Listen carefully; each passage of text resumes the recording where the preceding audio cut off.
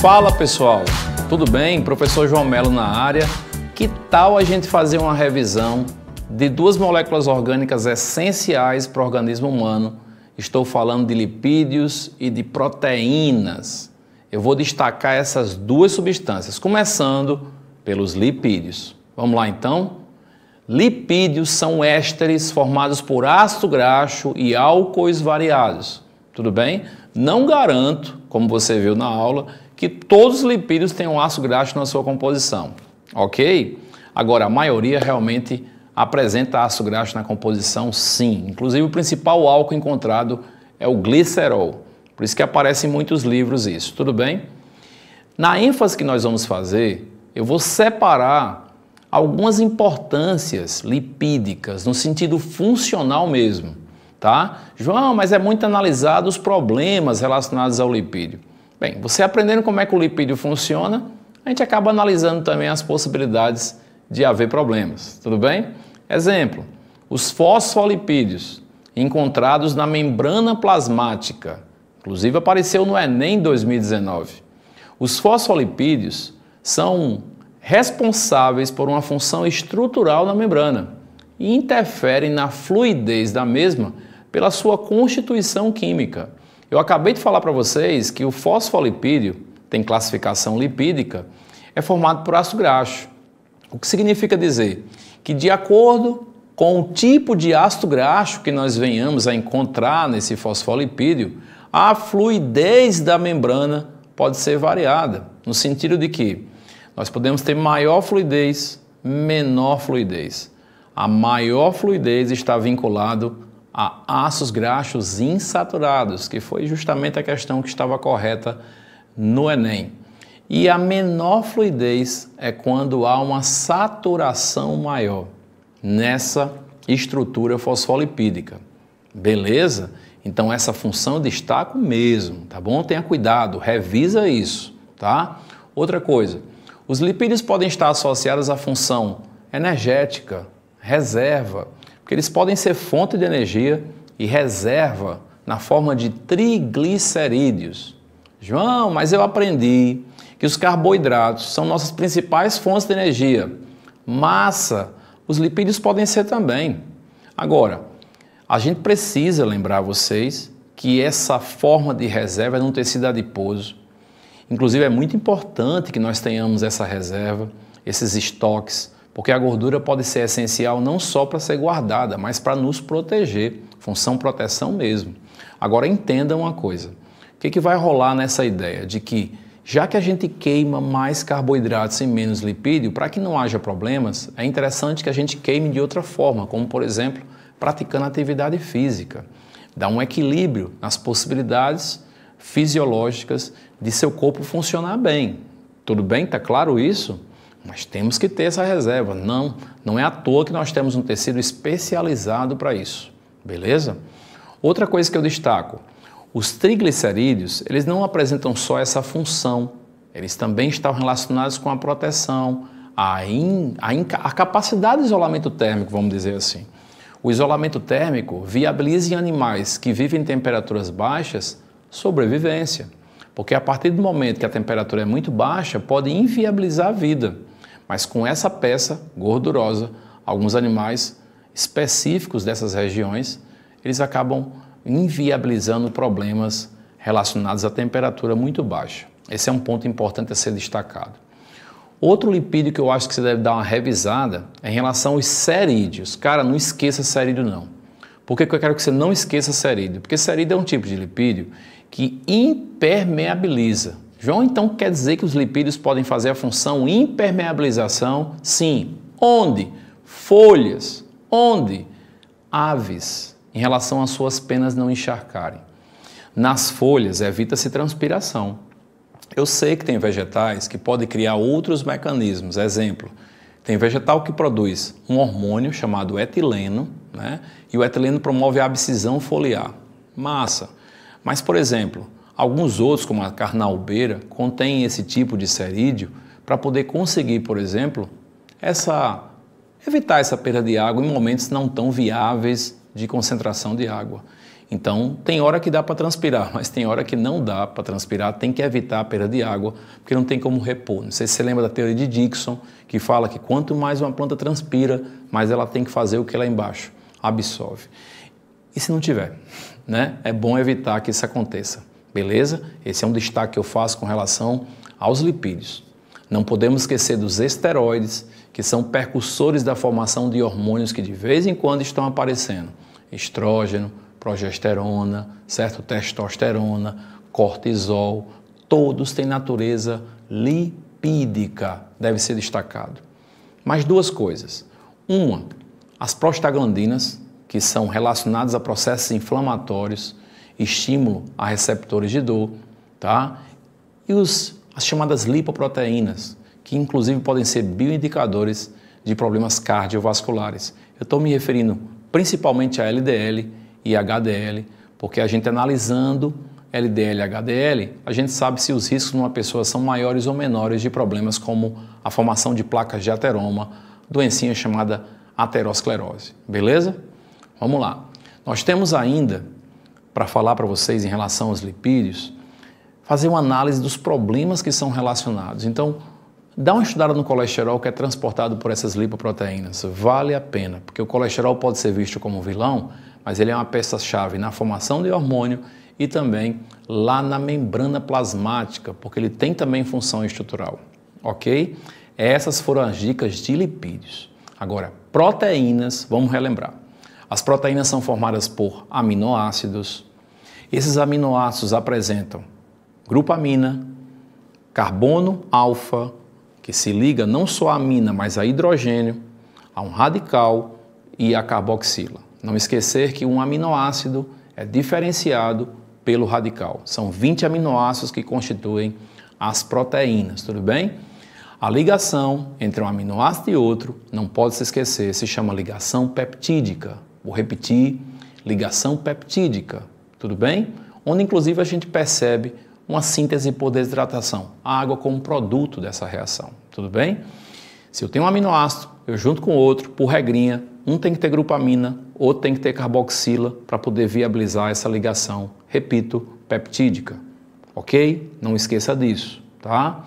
As proteínas, elas são formadas por aminoácidos. A gente lembra vocês que os aminoácidos podem ser essenciais ou naturais. Aminoácido essencial é aquele que eu tenho que buscar por não produzir. Os aminoácidos naturais são aqueles que por transaminação eu consigo produzir. Fechado? Esse lembrete é muito importante também. Outra coisa, para estudar a estrutura das proteínas. Toda proteína é formada por uma sequência linear de aminoácidos, estrutura primária, mas que por pontos de hidrogênio, aminoácidos posicionados em posicionados numa posição diferente, né? Eles podem ser atraídos. Isso fazer com que a molécula se dobre sobre si mesma, condição secundária, e ainda podendo intensificar essas ligações estabilizantes, que inclusive não tem só ponto de hidrogênio, nós temos também outras, iônica, né? Ligação hidrófoba e até de sulfeto, que podem potencializar, por exemplo, essa alteração na conformação da molécula proteica. Fechada a ideia, pessoal? Cuidado com isso, inclusive quando você estuda desnaturação associada a pH, temperatura, detergente, seja lá o que for, nós podemos perder essas interações que acontecem entre esses aminoácidos e voltar à condição primária linear, perdendo a função, mas não perdendo a condição nutricional dessa proteína. Lembrando que existem algumas proteínas que, se as condições voltarem ao normal, ela pode se renaturar. Guarda esse tema. Desnaturação é sempre candidata a aparecer na sua prova, tudo bem? Para finalizar, a gente vai destacar algumas proteínas que são essenciais. Eu destaco os anticorpos. Eu destaco a actina e miosina, a hemoglobina, o colágeno. Todas as proteínas que eu estou falando para vocês são proteínas que você deve revisar. Os anticorpos, por exemplo, são proteínas essenciais, na verdade são peptídeos, que estão relacionados à imunização específica, adaptativa, produzidos por plasmócitos, lembrando que eles são formados a partir dos linfócitos B. Esses linfócitos B, que estão vinculados à produção de anticorpos, são estimulados por linfócitos T. auxiliares, que são aqueles que vão fazer com que você tenha a chamada imunização humoral. Cuidado com essa função, certo? Faça, se possível, a revisão de vacina e soro. Por que eu estou dizendo isso? Porque eu estou falando de uma imunização que pode ser ativa e passiva. Ativa quando eu estimulo o organismo a produzir anticorpos. Passiva quando eu já recebo os anticorpos. Soro é passiva, artificial, certo? Vacina é ativa, artificial. Destaque isso, separe esses dois que é bastante importante. Quando eu me referi à actina e miosina, é porque elas são viáveis para a contração muscular, tá? Então, um fato importante a ser destacado. Quando eu falo em colágeno, eu falo em tendão e regiões que precisam de uma certa resistência. Colágeno é substância proteica, vamos dizer assim, bem abundante no organismo humano, mas que pode, na sua falha, inviabilizar essa resistência. Dê uma revisada em colágeno. A albumina com relação à reserva nutritiva, a hemoglobina no transporte de gases respiratórios. Eu poderia passar aqui muito tempo falando de diversas proteínas que são importantes para a gente.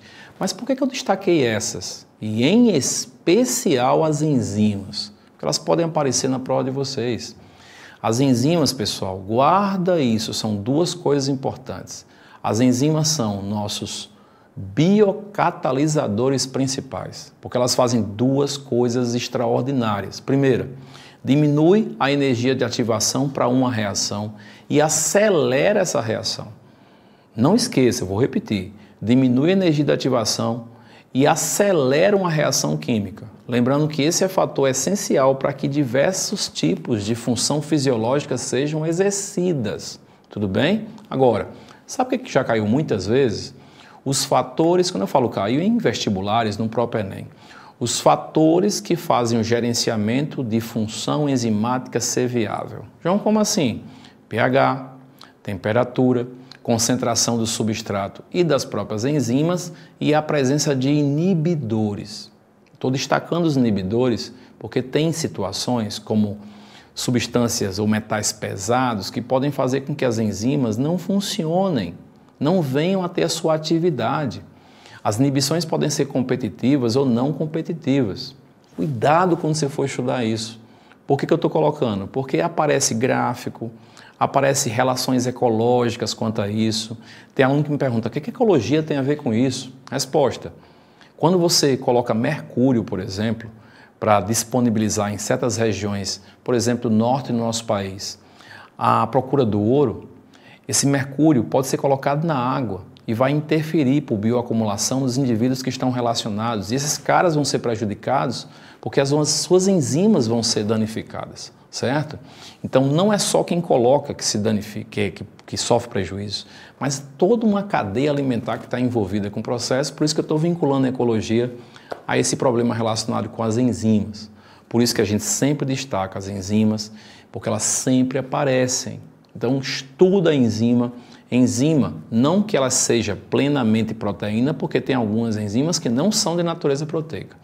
Mas disparadamente a maior parte das enzimas são de natureza o quê, pessoal? Proteica. Então você vai ter uma aula de enzima bem associada à proteína, porque a maioria tem natureza proteica. Lembrando que tem algumas enzimas que não funcionam sozinhas, funcionam com cofatores, que podem ser de natureza inorgânica, mas que também podem funcionar junto com substâncias orgânicas, é o caso de vitaminas, tá? Então as enzimas podem funcionar associadas. Beleza, pessoal? Então o que eu estou colocando para vocês é uma revisão do que nós fizemos de lipídios e proteínas, para que você, nesse resumo, consiga pegar os pontos principais. Esse é o grande objetivo. É a dica do teu professor. É o teu professor dizendo, estuda isso, dá uma ênfase em determinado ponto, porque isso é viável para você fazer uma grande prova. Inclusive, me veio à mente agora uma proteína bastante importante e que é infeccionadora. João, como assim? Ela pode provocar doença. São os prions. Cara, prion, não esqueça não. Lembra da doença da vaca louca? Está associada à alteração na conformação proteica dessa proteína que é essencial para o nosso sistema nervoso. Eu destacaria isso como uma forma de você dar uma estudada. Por que eu estou dizendo isso? Porque vai que venha na prova de vocês, né? E aí você estudou tudo isso que eu falei e cai prion.